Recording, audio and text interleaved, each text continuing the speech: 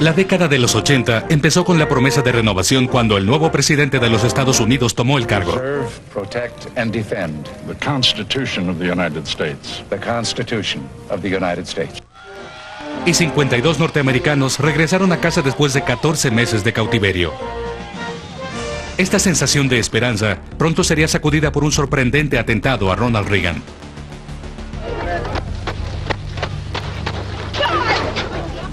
En Egipto, una bala asesina alcanzó a un presidente.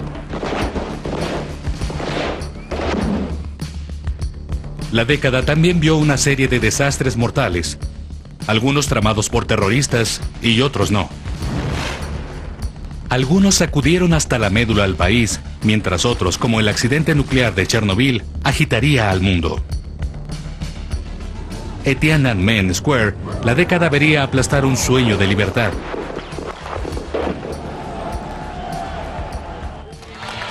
Pero los 80 terminarían con la promesa que empezaron, cuando las primeras naciones de Europa Oriental se alejaron del comunismo y lograron su independencia durante esos días extraordinarios.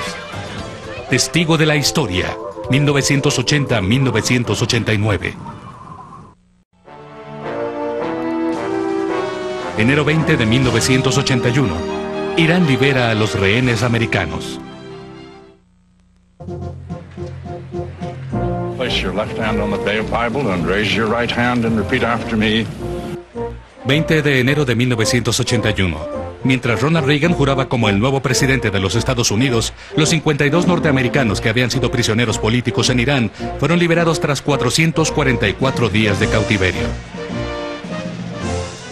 And will, to the best of my ability, Preserve, protect, and defend preserve, protect, and defend the Constitution of the United States. the Constitution of the United States. So help you God. So help me God. Los rehenes habían sido retenidos en Irán desde noviembre de 1979, justo después de que el líder musulmán, el Ayatollah Khomeini, dirigió una revolución fundamentalista, convirtiendo a Irán en un estado musulmán. Un grupo de seguidores atacó la embajada norteamericana y tomó a 52 de sus ocupantes como rehenes. Aunque Khomeini no tenía directamente a los rehenes, ciertamente utilizó su encarcelamiento para atraer la atención del mundo hacia su causa y como ventaja sobre los Estados Unidos. Khomeini sostenía que Estados Unidos y el Occidente eran los peores enemigos de su nación musulmana. En los Estados Unidos, la crisis de los rehenes resultó ser el peor problema del presidente Jimmy Carter e hizo temblar su reelección en 1980. Su incapacidad para obtener la liberación de los 52 norteamericanos y un intento de rescate militar fallido ayudaron a su derrota en la elección. El reportero de la BBC, Kevin Wade, hizo su informe desde Teherán. In the past, the students have threatened to kill the hostages if the Americans embarked on any military action. But there is undisguised delight here at the American failure, and the resolve of the militants has been strengthened. Once again, there is talk here of putting the hostages on trial and delaying their eventual release. A través de las negociaciones en los últimos días de Carter, los iraníes aceptaron liberar a los rehenes mientras el nuevo presidente Reagan estuviera tomando el cargo. De esta forma, ninguno de los presidentes podría darse crédito por ello. Se devolvieron 50 toneladas en oro cuando los Estados Unidos acordaron descongelar los bienes iraníes como condición del traslado de los rehenes. Hecho esto, estuvieron finalmente libres. Su avión los llevó desde Irán a Argelia y de allí a Frankfurt. En la base militar norteamericana en Frankfurt, fueron recibidos por una banda del ejército y se les dio una bienvenida heroica.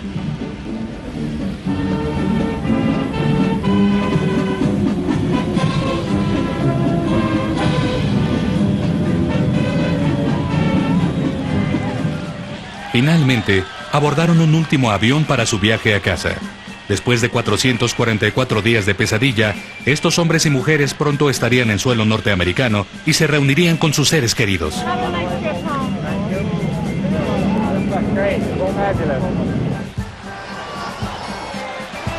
Una vez de regreso en los Estados Unidos, los que habían sido rehenes tuvieron una clásica bienvenida neoyorquina, un gran desfile en su honor.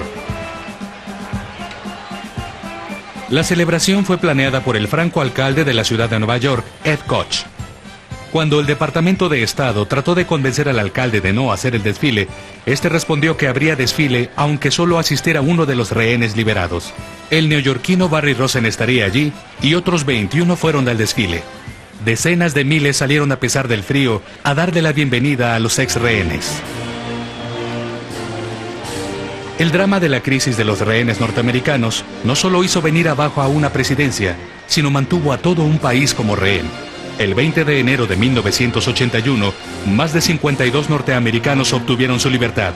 Los Estados Unidos se sintieron nuevamente libres.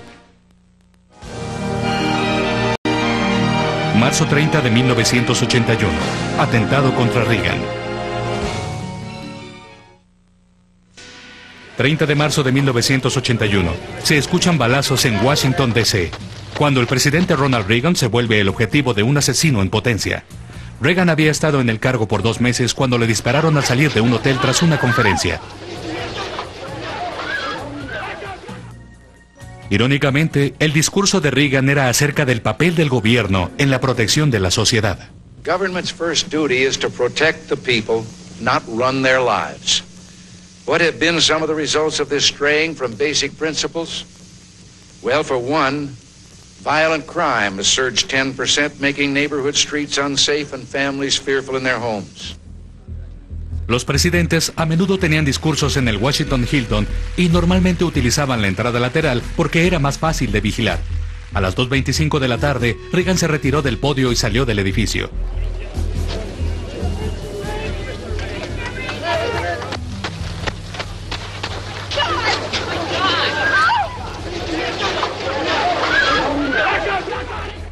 La balacera solo duró 10 segundos.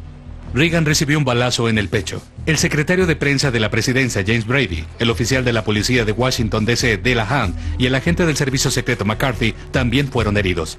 El servicio secreto empujó inmediatamente a Reagan dentro de su auto, mientras que el agente McCarthy se interpuso entre el presidente y el asesino en potencia. El pistolero fue tirado al piso, también fue llevado a un auto y sacado de allí. En esos 10 segundos se hicieron 6 disparos y 4 hombres resultaron heridos. El director de servicio secreto, Jack Warner, describe las acciones del agente McCarthy. He was forming an inner perimeter like an umbrella around the president. He senses where the shots are coming from, gets in between the president and the shots, and unfortunately was very successful because he injured himself. However, he probably did prevent another bullet from hitting the president. El asesino en potencia, John Hinckley Jr., era un rechazado de la escuela con 25 años de edad e hijo de un ejecutivo petrolero. Había estado trabajando en una estación de radio antes de dispararle al presidente. Compró una pistola calibre 22 en una casa de empeño por $47. El psiquiatra admitió ante la prensa que este tenía una historia de desorden mental. La familia Reagan hizo frente a los sentimientos ante los disparos. I am not prepared to accept this, whether it was my father or anybody else.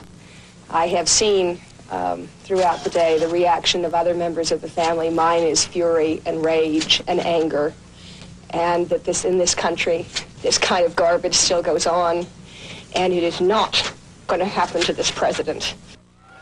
El presidente Reagan sobrevivió al balazo y se recuperó totalmente. John Hinckley fue encontrado inocente por demencia y fue enviado a una institución psiquiátrica. Y el secretario de prensa de presidencia, James Brady, que sufrió una lesión permanente en la cabeza, se volvió el anónimo de la ley contra la aportación de armas, que fue aprobada 12 años después de la balacera.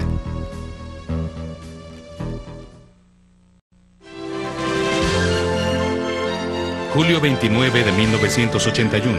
El príncipe Carlos y Lady Diana Spencer se casan.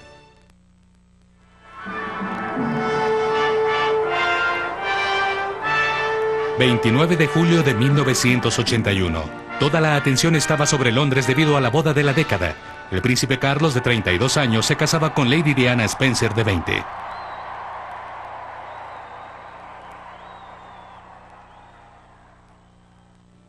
Le tomó 4 minutos a Diana y a su cola de casi 8 metros de largo hacer la procesión a través de la Catedral de St. Paul. En el altar, el príncipe y sus 2 hermanos menores recibieron a Diana y a su padre, el conde de Spencer.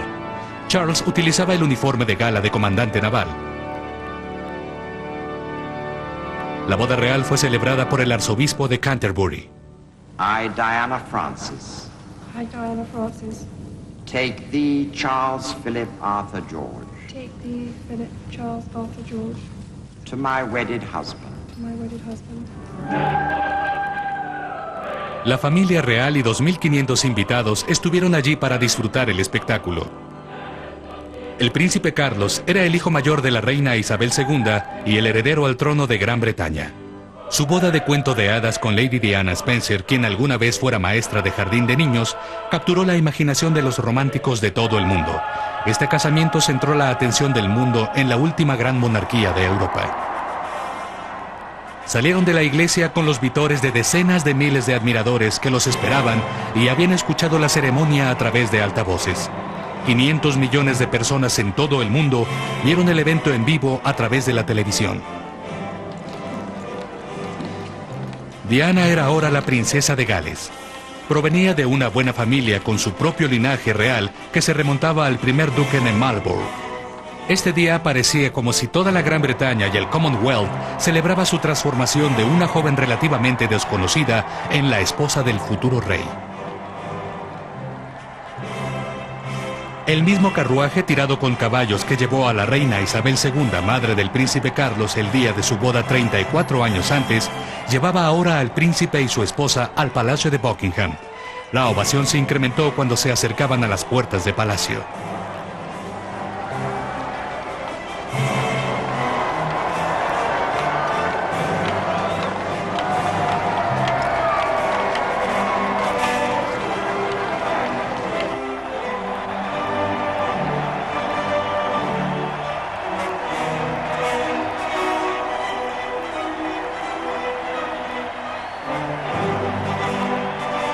Una vez en el palacio, el príncipe y su nueva esposa causaron a la multitud que los esperaba una emoción al aparecer en el balcón para darse un beso. El 29 de julio de 1981, el mundo entero compartió la boda de la década.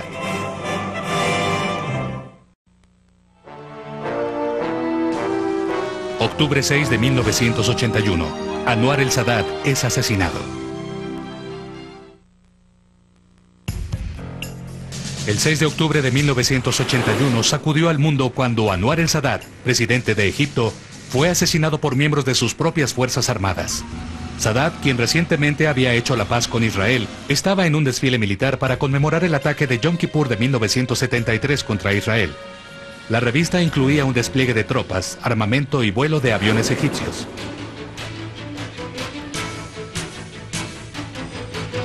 Mientras Sadat miraba el despliegue aéreo, un camión con soldados se detuvo. Hombres con el uniforme de la Armada egipcia tiraron granadas explosivas al parapeto de revisión y luego abrieron fuego con armas automáticas. Dispararon directamente contra la plataforma presidencial.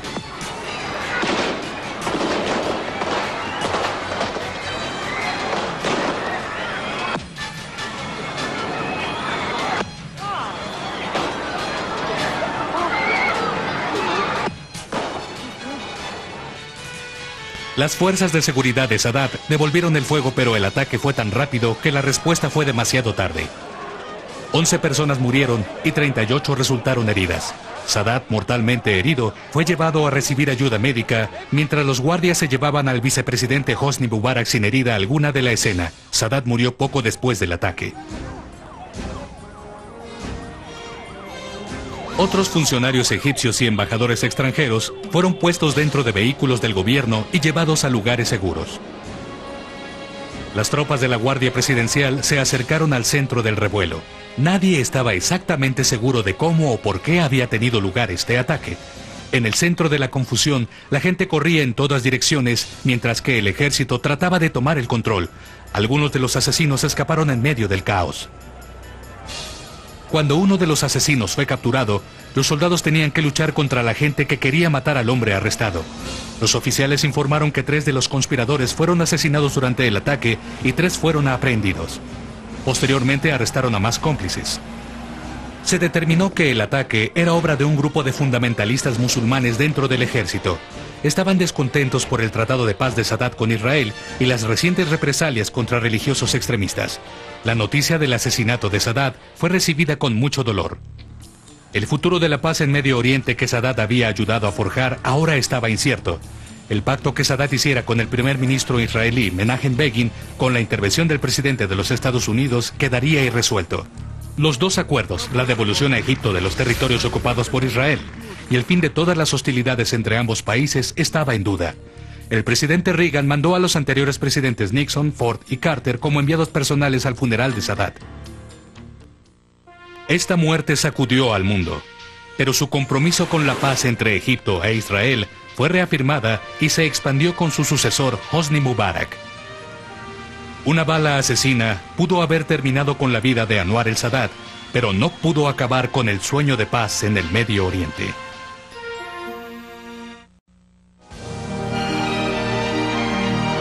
Abril 2 de 1982, la Guerra de las Malvinas. 2 de abril de 1982, Argentina invadió las Islas Malvinas o Falkland. Varios miles de efectivos argentinos entraron abruptamente en las islas, invadiendo con facilidad a los 84 marinos reales allí emplazados. Las Falklands son un grupo de islas a unos 480 kilómetros de la costa argentina en el Atlántico Sur. Argentina ha disputado su autoridad sobre las islas desde que Gran Bretaña las tomara en 1833. De la noche a la mañana, los habitantes británicos se encontraron sujetos contra su voluntad a un poder extranjero. The only conversation we get from these people is a gesture with a gun. I'm staying. I'm staying if it remains the Falklands, but not Argentina. En Gran Bretaña, la primer ministro Margaret Thatcher habló ante el Parlamento. We are here because for the first time for many years, British sovereign territory has been invaded by a foreign power. After several days of rising tension in our relations with Argentina, that country's armed forces attacked the Falkland Islands yesterday and established military control of the islands. The government has now decided that a large task force will sail as soon as all preparations are complete. El HMS Invencible fue el primer barco británico que salió hacia las Falklands. En cubierta estaba la mayor parte de una tripulación de 1000 hombres, entre ellos el príncipe Andrew. En la costa, miles estaban en los muelles como una muestra de apoyo nacional. La gran salida ceremonial mostró el total compromiso de la naval, hombres y armas de la Gran Bretaña para defender las Falklands. Al Invencible se le reunió el portaaviones HMS Hermes. Este funcionaba como centro de comando flotante para la operación Falklands. Toda la acción se basaría en las provisiones de este barco, dado que Gran Bretaña se encontraba a 12.800 kilómetros de distancia. Los barcos británicos empezaron con un bloqueo inmediato hacia las Islas Falklands. Durante el siguiente mes, las bajas en ambos lados eran mínimas hasta que un submarino británico hundió el único crucero argentino. Murieron más de 300 argentinos. El 4 de mayo de 1982, la Fuerza Aérea Argentina respondió atacando al HMS Sheffield con un misil Exocet. Cerca de 30 marinos británicos fallecieron y el barco fue tan severamente dañado que tuvo que ser abandonado. Los supervivientes fueron llevados por el aire hasta el Hermes. Fue la primera pérdida mayor de un buque británico desde la Segunda Guerra Mundial y demostró que Gran Bretaña no saldría indemne de las Falklands.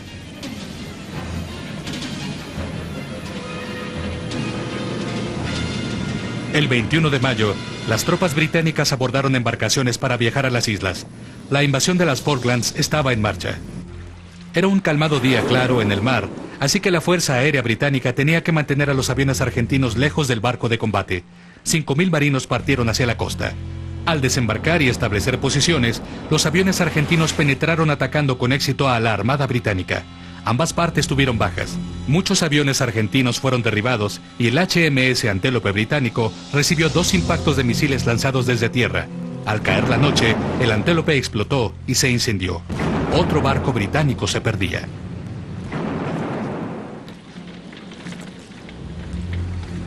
En las islas, los marinos británicos luchaban por atravesar las Malvinas del Este hasta la capital, Stanley, y el 14 de junio se rindió Argentina. Después de asegurada la victoria, miles hicieron una valla en la calle de Londres para rendir homenaje a los héroes de la guerra. La Junta Argentina había subestimado la resolución de Margaret Thatcher y los británicos. Fue un costoso error. Su régimen militar fue derrocado y la democracia regresó a ese país poco después.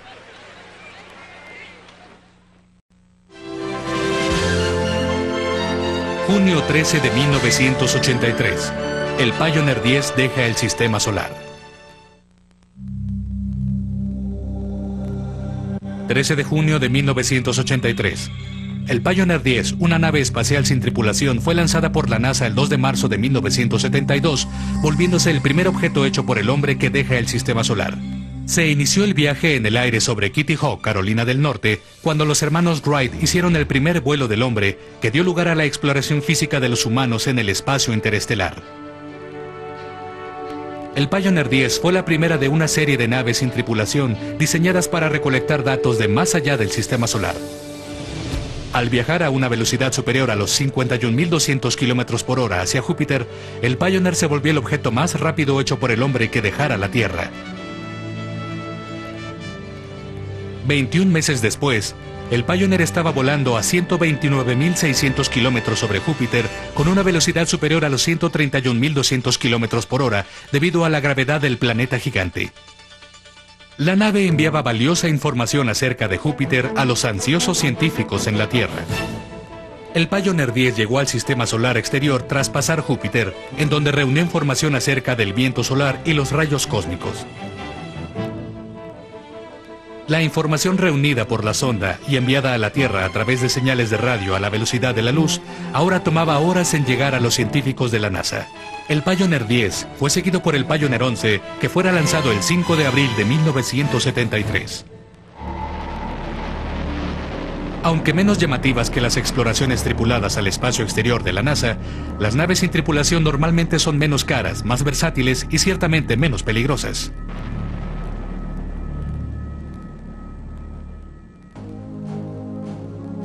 NASA no tiene una forma eficiente de mandar humanos hacia el sistema solar exterior y luego recuperarlos. Sin embargo, los momentos dramáticos como el épico alunizaje del Apolo 11 ayudaron a vender las misiones menos atractivas pero a menudo más científicas como el Pioneer 10 y 11.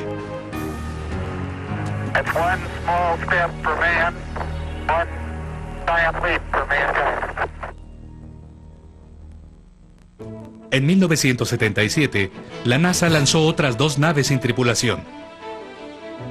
El Voyager 1 y 2 explorarían Júpiter, Saturno, Urano y Neptuno antes de salir del sistema solar. 2 años antes, la NASA había enviado 2 sondas a Marte. El Viking 1 y 2 ofrecieron valiosa información e imágenes sorprendentes del planeta rojo después de llegar a su superficie en 1976. Mientras el Pioneer 10 sigue avanzando en el vasto vacío del espacio, el 31 de marzo de 1997, la Tierra recibió el último mensaje de esta sonda a más de 10 billones de kilómetros. Ya que no puede enviar transmisiones a casa, el Pioneer lleva un mensaje para quienes puedan encontrarlo. But in the remote contingency that there are interstellar spacefaring societies which might someday pick up this derelict no longer radioing, we thought we would put a message on it to indicate a little bit of where we are, when we are, and who we are. El Pioneer 10 es ahora el primer mensajero a larga distancia de buena voluntad que lleva nuestro destino manifiesto hasta el límite mismo de la imaginación humana.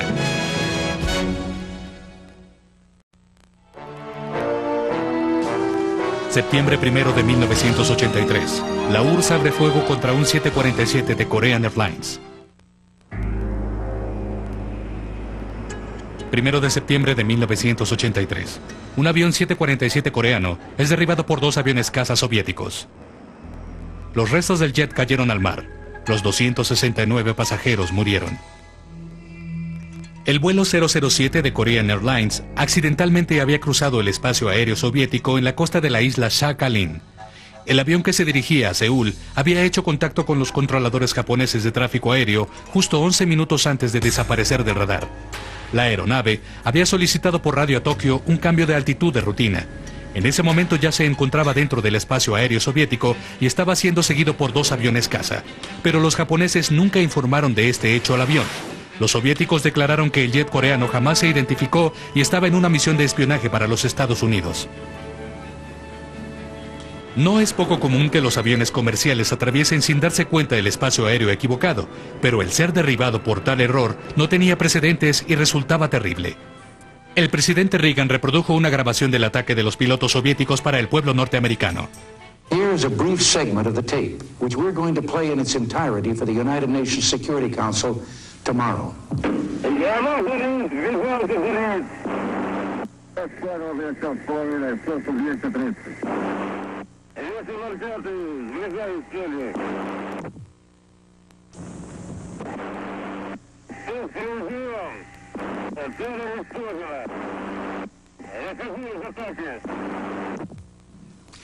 Those were the voices of the Soviet pilots. In this tape, the pilot who fired the missile describes his search for what he calls the target. He reports he has it in sight. Indeed, he pulls up to within about a mile of the Korean plane, mentions its flashing strobe light and that its navigation lights are on. He then reports he's reducing speed to get behind the airliner, gives his distance from the plane at various points in this maneuver, and finally announces what can only be called the Korean Airline Massacre. Lo poco que se encontró de los bienes personales de los pasajeros se reunió en Japón. Un triste funeral para quienes allí murieron. Muchos de los objetos reunidos revelaron la violenta naturaleza de la destrucción del vuelo 007. By Japanese law, personal effects recovered from an accident at sea have to be held for 6 months. Until that time limit is passed, this sad little display will remain in place. Los despojos recogidos del 747 fueron empacados en cajas para volverse parte de la investigación oficial. En unos segundos, el 1 de septiembre de 1983, los soviéticos habían matado a 269 personas y las relaciones este-oeste volvieron a su punto más bajo en años.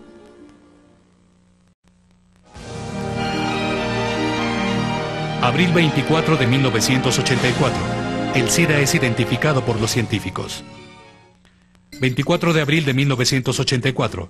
Margaret Heckler, secretaria de Salud y Servicios Humanos de los Estados Unidos, hace un anuncio trascendental. The probable cause of AIDS has been found.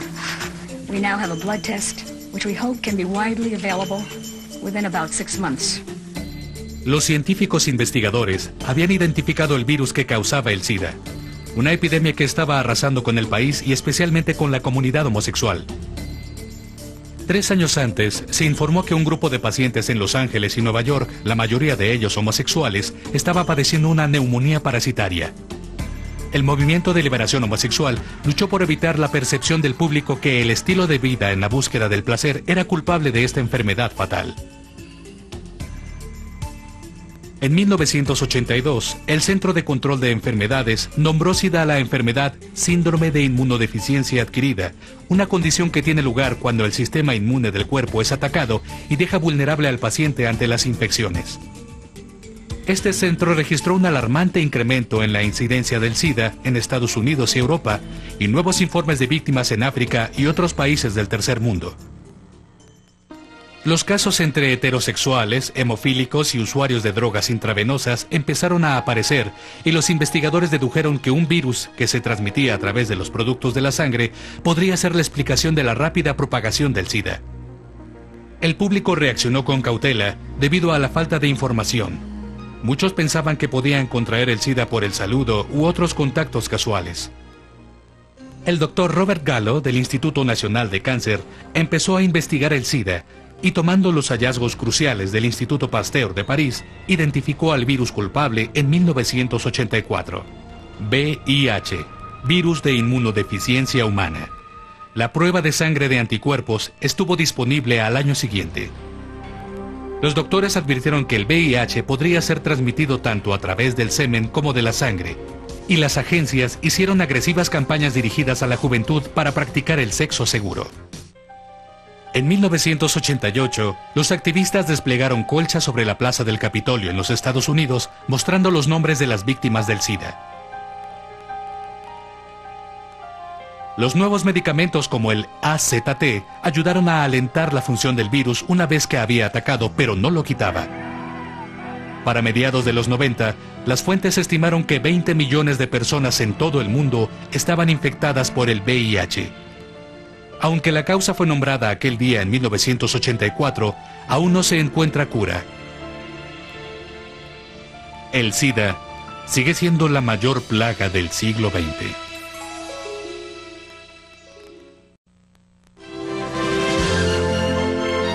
Enero 28 de 1986, el desastre del Challenger.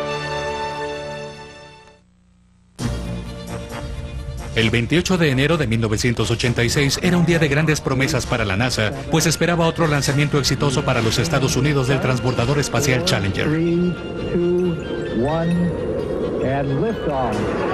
Liftoff of the 25th Space Shuttle mission, and it has cleared the tower. El lanzamiento fue demorado 2 horas esa mañana debido al hielo, pero la luz verde fue dada con el cielo claro. Sin embargo, la misión tenía una gran diferencia. El Challenger llevaba a bordo al primer no astronauta, una maestra civil de New Hampshire llamada Krista McAuliffe. Ella estaba en el viaje de campo final. El control de la misión dio lo que era la última orden al Challenger. Challenger, go and throttle up. Challenger, go and throttle up.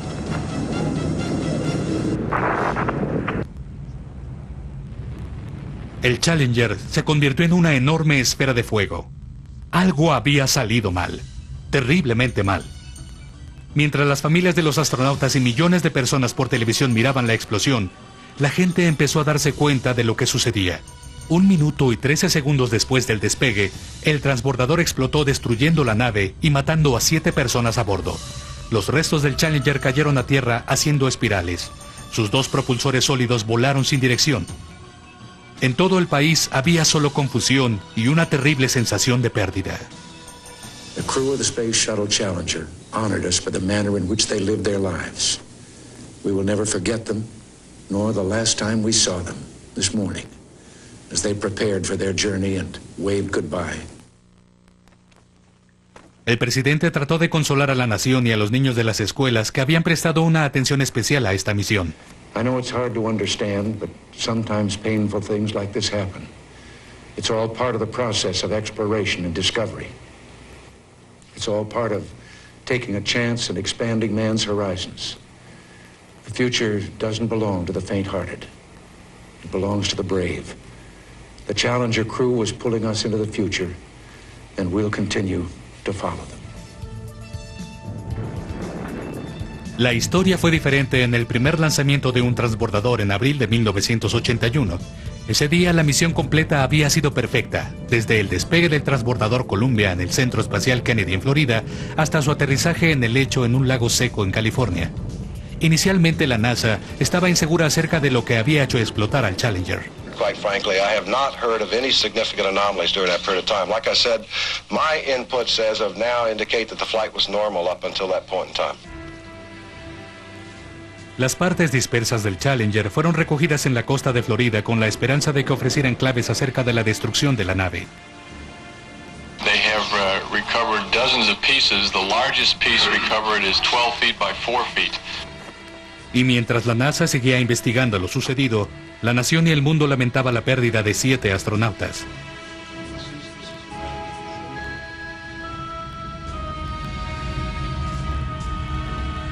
A través del análisis de los videos, los datos de computadora y los restos, la NASA llegó a una conclusión final. Una flama de combustible pasó a través de una unión en uno de los propulsores de los cohetes, encendiendo las 700 toneladas de combustible en el tanque externo principal, causando la explosión. Se formó una comisión presidencial especial para evaluar cómo la NASA estaba haciendo las cosas y cómo podría haberse prevenido el accidente. El presidente otorgó la autoridad a esta comisión para mejorar la NASA y todo el programa de transbordadores. Estos no volverían a despegar si la comisión no estaba satisfecha con la seguridad de las naves. La inspiración para este compromiso con el programa era la memoria de los 7 astronautas del Challenger.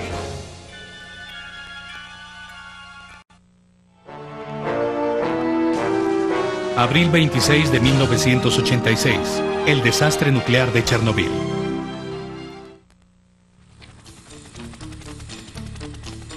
...26 de abril de 1986... un reactor nuclear en la planta de energía de Chernobyl explotó y se incendió, causando el peor accidente nuclear en la historia mundial. El reactor ucraniano despidió cantidades mortales de radiación a la atmósfera y las partículas radioactivas liberadas fueron llevadas a miles de kilómetros alrededor del área. En Escandinavia se detectó el incremento de radiación y esto condujo a la comunidad europea a preguntar a los soviéticos si habían tenido un accidente nuclear. La Unión Soviética esperó 3 días antes de admitir ante el mundo que algo andaba mal. El reactor 4 en Chernobyl se había sobrecalentado durante una revisión de los sistemas. El comprometido sistema de refrigeración causó una explosión que fisuró la cámara de reacción. Cuando la reacción salió de control, empezó el incendio y las partículas radioactivas salieron directamente al aire. Lo que hizo más peligroso el accidente para el área circundante es que el reactor no estaba cubierto por ningún tipo de barrera de contención adicional. Well, this is a light water reactor, and if the thing gets very, very hot indeed, in other words, if some of this light water cooling has failed, then what happens, the actual fuel, we saw a little diagram earlier on, the fuel can get so hot, the water goes to steam, and then we get a sort of fire, a reaction between the fuel and the steam. Debido a la radiación y las temperaturas extremas, el fuego tenía que ser controlado desde lejos. Para hacerlo, fueron utilizados helicópteros soviéticos que arrojaban arena y boro sobre el reactor fundido. Muchos de los pilotos de los helicópteros arriesgaron su vida y posteriormente murieron debido a la exposición a la radiación. 9 días después del accidente, el jefe del partido en Moscú, Boris Yeltsin, fue el primero en hablar acerca de los hechos reales en Chernobyl. 2 días después, el gobierno soviético dijo algo más acerca del desastre en una conferencia de prensa. Pero a pesar de esta nueva apertura, se dieron muy pocos detalles y se filtraron las preguntas. Incluso el líder soviético Gorbachov parecía más interesado en la preparación del próximo desfile de mayo que en manejar la emergencia. Él y otros funcionarios del partido culparon a unos cuantos burócratas de Chernobyl por no manejar los problemas con mayor rapidez. Hasta el Pravda, el periódico del Partido Comunista, siguió la línea de Gorbachov. Some leaders turned out to be psychologically unprepared for work in the conditions caused by the accident in the atomic power station. Un comentarista ruso de televisión apareció en la televisión occidental para hablar acerca del desastre. Dijo muy poco nuevamente y culpó a unos cuantos funcionarios del peor desastre nuclear de la historia. We have admitted that the local authorities did, putting it roughly, goof. You see, they didn't quite assess the scale of the accident, and because of the way they acted, this whole thing happened. But on the 3rd day, everything was told to the world, and we received Mr. Bix, the Director General of the International Atomic Energy Agency, and all the data was given him, and we said we would cooperate to the full with him. We're not trying to hide anything from the world or from the international organizations. Pasaron 2 semanas hasta que el líder soviético Gorbachov hiciera una declaración oficial acerca del desastre. El accidente del 26 de abril de 1986 en Chernobyl demostró 3 cosas al mundo. El uso de la energía nuclear conlleva una gran responsabilidad y la obligación de compartir la verdad con otros países. El impacto ambiental duradero de la energía nuclear debe ser entendido mejor. Y finalmente, que incluso con Glasnost y Perestroika, la Unión Soviética aún tenía un largo camino por andar cuando se trata de ser directos.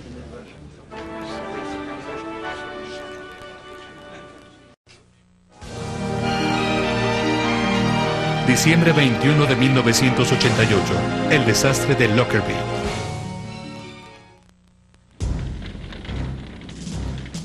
...21 de diciembre de 1988... un jet de Pan American que volaba durante la noche sobre Escocia... fue destruido por una bomba terrorista cayendo sobre la ciudad de Lockerbie.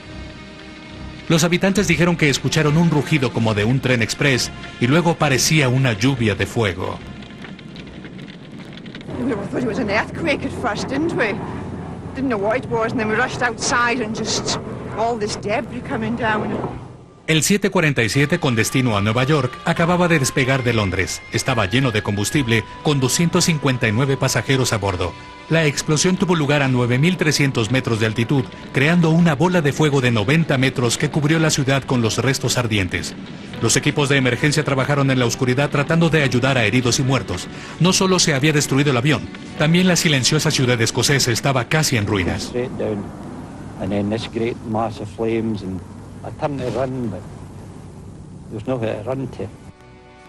El fuselaje se deshizo en incontables partes y se dispersó sobre una gran área. La cola del avión cayó a casi 5 kilómetros de la ciudad y todos los pasajeros del avión murieron, así como 20 personas del pueblo. As far as I know, I've lost my brother-in-law, my sister-in-law, and their house is just a 30-foot crater where their house was. Like, I can't even find the house. Con la luz del día, fue posible evaluar el impacto del daño.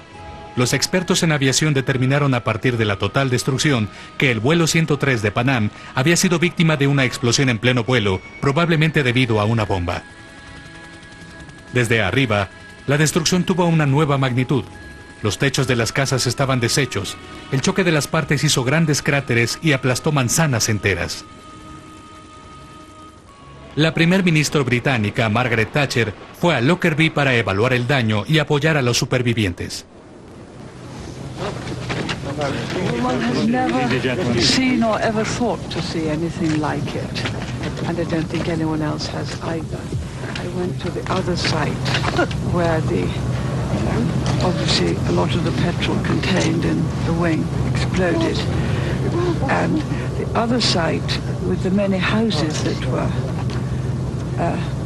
damaged looks very much worse in daylight than it did from what we could see on television last night, and the damage much more widespread.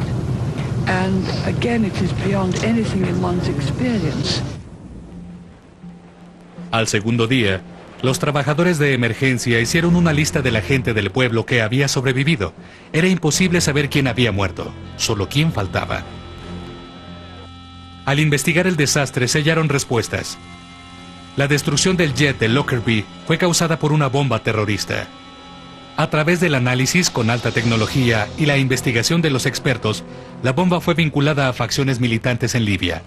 Libia, una molestia hace tiempo para las naciones occidentales, protegió a los sospechosos. Se acusó a 2 radicales de este crimen, pero el líder libio Muammar Gaddafi se negó a que los extraditaran.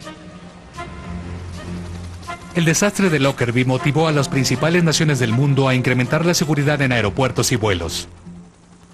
Esperamos que las lecciones aprendidas el 21 de diciembre de 1988 salven a muchas vidas.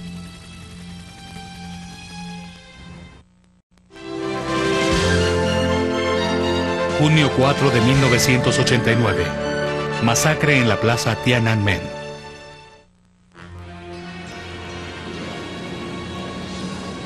4 de junio de 1989.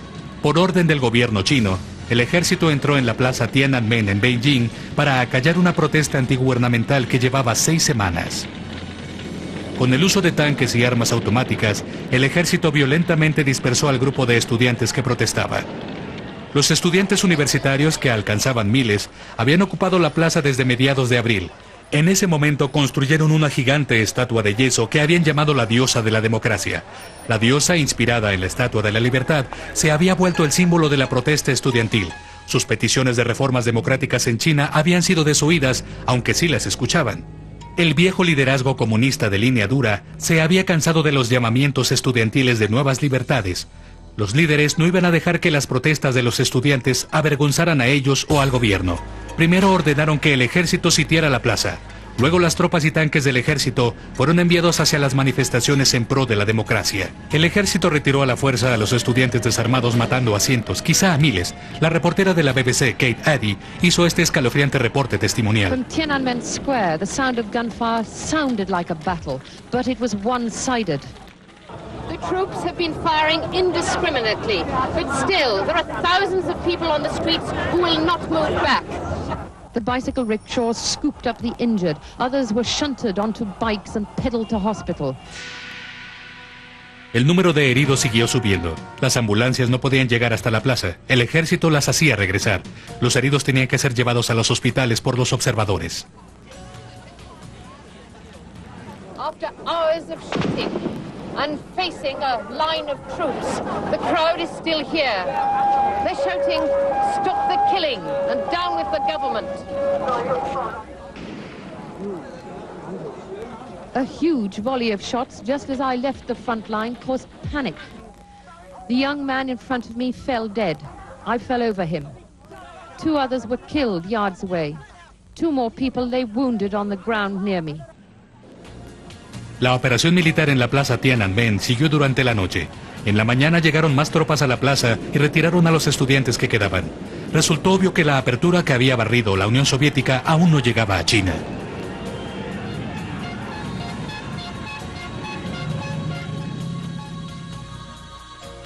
Un último manifestante vino a simbolizar las protestas de los estudiantes cuando detuvo a la columna de tanques que avanzaba solo parándose frente a ellos. Su valor frente a una retribución casi garantizada mostró al mundo en ese momento por qué luchaban los estudiantes.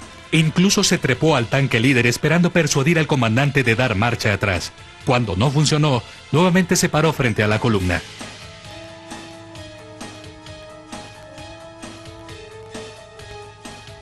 La represión del 4 de junio de 1989 tuvo éxito para retirar a los estudiantes de la plaza Tiananmen, pero ni el ejército ni el gobierno comunista pudieron quitar el creciente deseo de democracia en el pueblo.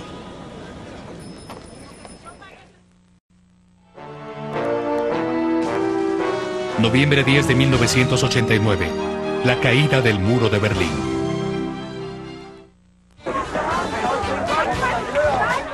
10 de noviembre de 1989. Por primera vez en casi 30 años, los habitantes de Berlín del Este pudieron cruzar libremente el muro para reunirse con sus compatriotas del Oeste. En octubre, una serie de manifestaciones antigubernamentales empezaron en Alemania del Este. Las protestas eran en respuesta a la reciente visita del líder soviético Mikhail Gorbachov. Este había otorgado nuevas libertades a los rusos. Los protestantes querían saber por qué Alemania del Este no compartía estas reformas. El gobierno germano oriental trató de detener las protestas, pero estas continuaron. La presión sobre el gobierno forzó la renuncia del que había sido presidente por mucho tiempo, Erich Honecker. La nueva cabeza del Estado recién instalado, Egon Krenz, fue inmediatamente a Moscú para reunirse con Gorbachov, esperando obtener el apoyo soviético, pero no hubo ninguno.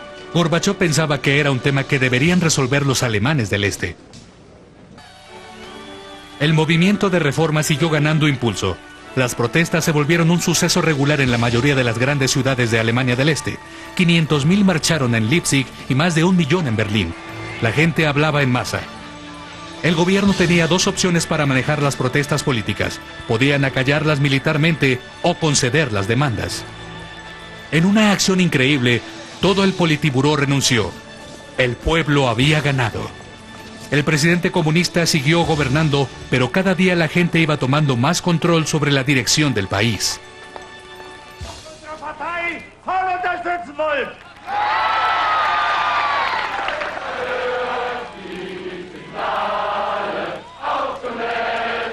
Incluso el presidente sucumbió frente a la presión política y el 9 de noviembre abrió los puntos de cruce de la frontera entre Berlín Oriental y Occidental. Pensó que esta concesión salvaría a Alemania del Este, pero en lugar de ello, apresuró su caída. Horas después del anuncio, la gente empezó a ir a estos puntos de la frontera. Al principio los guardias fronterizos que pedían visas adecuadas hacían regresar a todos, pero la gente había aprendido lo persuasiva que puede ser una masa. Siguieron presionando a los guardias hasta que se abrió la puerta. Los berlineses del Este fueron bienvenidos por sus vecinos de Occidente. En la puerta de Brandenburgo, los guardias seguían vigilando el muro. Cuando los primeros berlineses occidentales intentaron traspasarlo, los guardias intentaron regresarlos con mangueras, pero finalmente la gente volvió a ganar. En su excitación, cientos se treparon al muro. El reportero Brian Harahan fue testigo de la celebración. Standing on top of the Berlin Wall, which for years has been the most potent symbol of the division of Europe. And there can be few better illustrations of the changes which are sweeping across this continent than the party which is taking place here on top of it tonight. I want to be an astronaut. But this will need to be more than a piece of November madness to wipe out the bitter memories of the past. And with nobody to stop them, it wasn't long before the first attempts were made to destroy the structure itself. Everybody was testing how far they could stretch their new freedoms.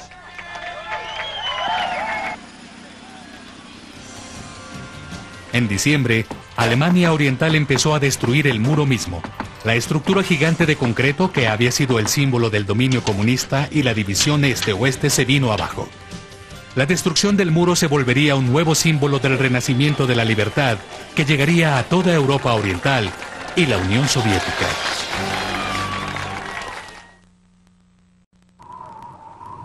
Epílogo.